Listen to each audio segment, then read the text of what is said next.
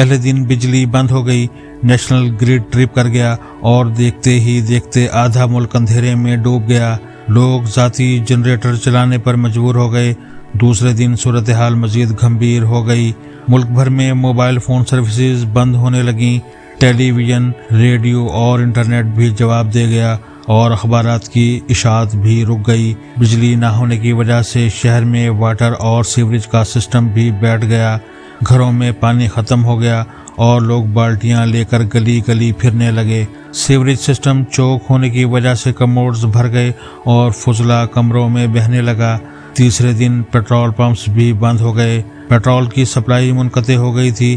اسی دن police, rangers اور خفیہ اداروں کے اہلکار بھی ڈیوٹی چھوڑ کر اپنے اپنے گھروں کو روانہ ہو گئے۔ وہ جاتے جاتے اسلحہ بھی ساتھ لے گئے تھے۔ لوگوں نے پولیس کو غائب ہوتے دیکھا تو انہوں نے تھانوں پر حملہ کر کے باقی اسلحے پر قبضہ کر لیا تھا۔ چوتھے دن بنغازی کے نزدیک کنٹونمنٹ پر بھی قبضہ ہو گیا۔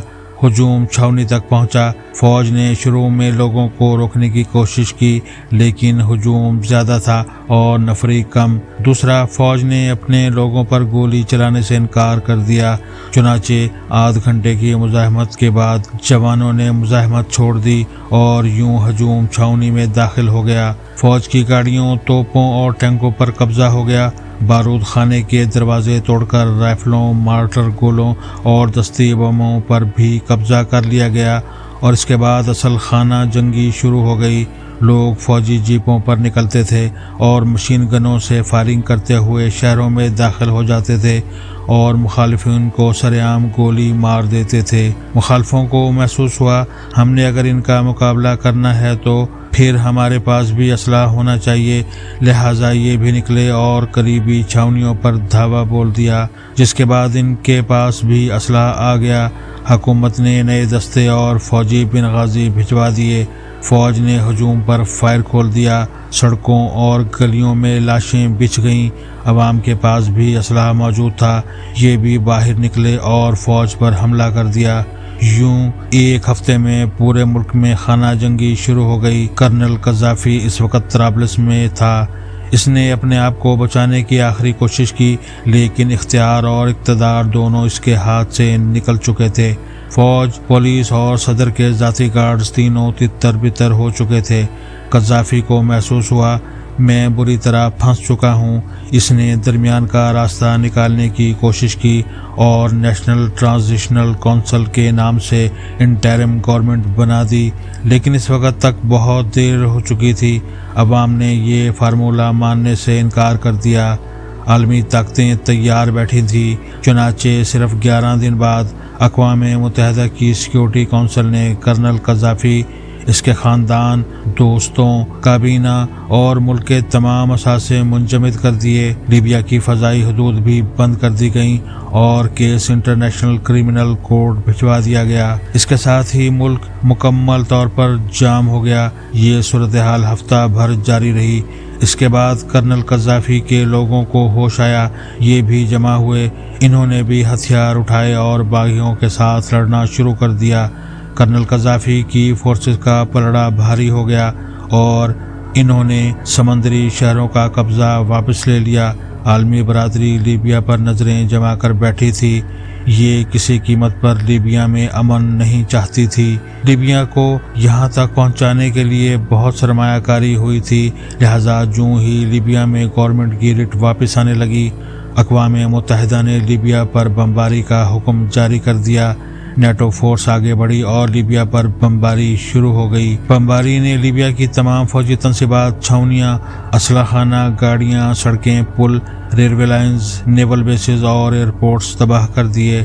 فوج اور کرنل قذافی بار بار سیز فائر کا اعلان کرتے رہے، لیکن نیٹو فورسز نے بمباری جاری رکھی۔ کرنل قذافی نے باغیوں کو مذاکرات کی دعوت بھی دی، لیکن باغیوں نے یہ پیشکش مسترد کر دی۔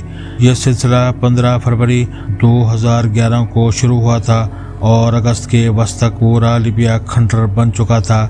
بس دارالحکومت طرابلس کا قبضہ باقی تھا۔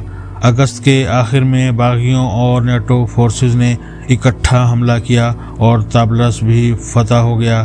बागी कामयाब हो गए, लेकिन इनसे पहले नेटो फोर्सेस तराबलस पहुंची और कर्नल कज़ाफ़ी के महलात और ख़जाने पर कब्ज़ा कर लिया और यूं दुनिया का अमीर तरीन अरब मुल्क नेटो के कब्ज़े में चला गया। कर्नल कज़ाफ़ी तराबलस से गायब हो गया।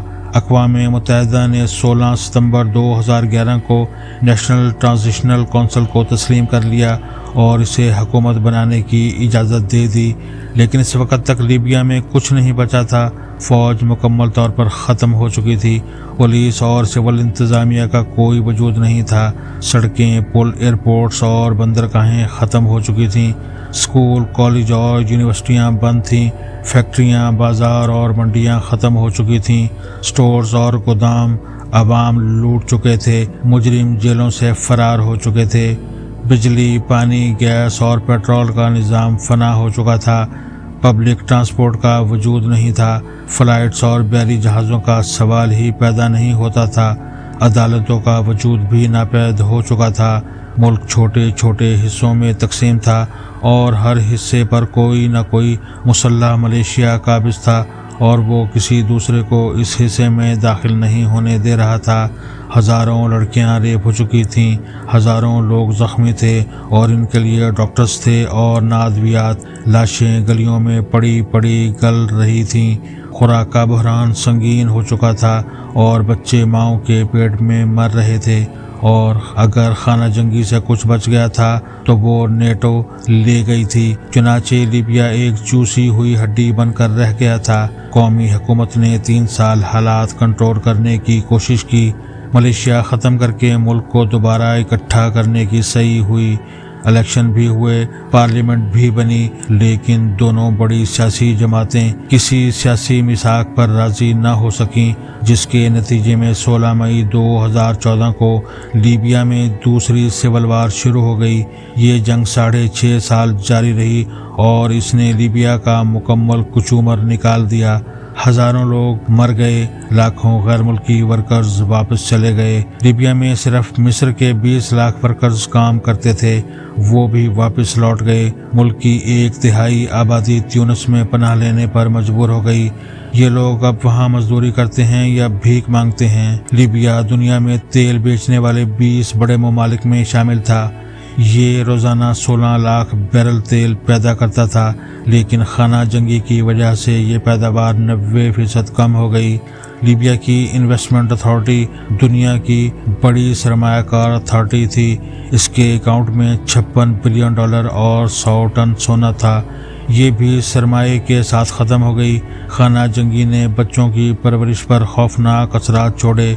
अक़वाम मुत्तहिदा की रिपोर्ट्स के मुताबिक लीबिया के बच्चे खुराक की शदीद कमी का शिकार हैं और अगली नस्लें दहाइयों तक लाग़िर और बीमार होंगी।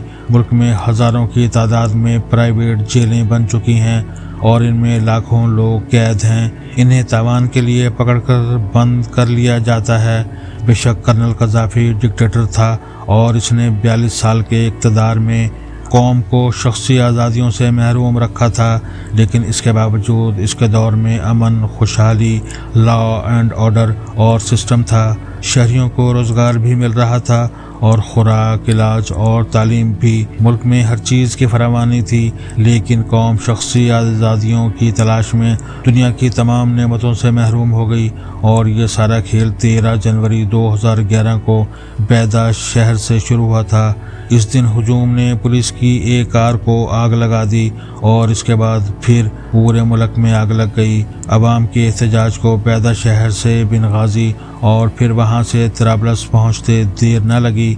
यहाँ तक कि अवाम ने कर्नल कज़ाफ़ी को सिरत शहर में मोर्चे से निकालकर ज़लील करके कत्ल कर दिया। ये जंग असूली तौर पर कर्नल कज़ाफ़ी की मौत के बाद ख़त्म हो जानी चाहिए थी, लेकिन सिविल वार के बारे में कहा जाता है ये तनूर की आग होती है। ये अगर एक बार तनूर से बाहर आ जाए तो फिर ये पूरे जंगल, पूरे गांव को राख बनाए बगैर ख़त्म नहीं होती। और लीबिया में भी यही हुआ। इनकलाबियों ने वहाँ फ़र्द वाहिद गद्दार का नारा लगाया और उसके बाद पूरा मुल्क जलकर राख हो गया।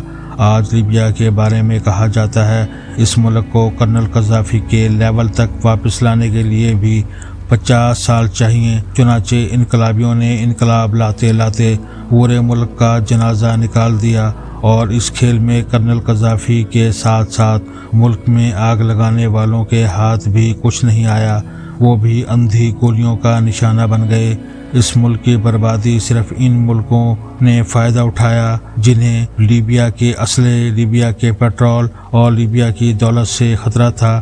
وہ ملک یہ تینوں چیزیں لے گئے اور پیچھے قبریں، زخمی اور لاوارث لوگ رہ گئے، اور یہ لوگ آج آسمان کی طرف جھولی اٹھا کر اللہ سے معافی مانگ رہے ہیں، اپنی حماقت پر آنسو بہا رہے ہیں۔ لیکن وقت کا پہیہ بہت آگے جا چکا ہے۔ مجھے محسوس ہو رہا ہے ہم بھی تنور کی آگ کو تنور سے باہر لا رہے ہیں، ہم بھی یہ انجام کاشت کر رہے ہیں، ہم بھی لیبیا بننا چاہتے ہیں۔